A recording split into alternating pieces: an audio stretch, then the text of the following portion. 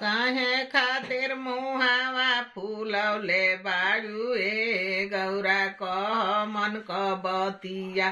काहे खातिर मुहावा फूलौले बारू ए गौरा कह मन क बतिया।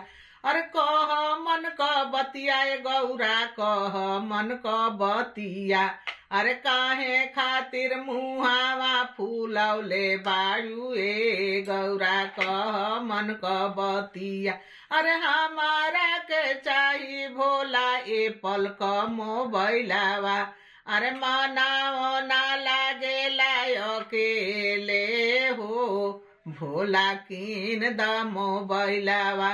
मनाओ ना लागेला अकेले हो भोला कीन द मोबाइलावा।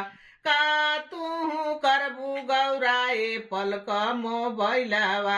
अरे हमहू रहिला तोहरा संगावा हो गौरा पीस दाना भांगिया।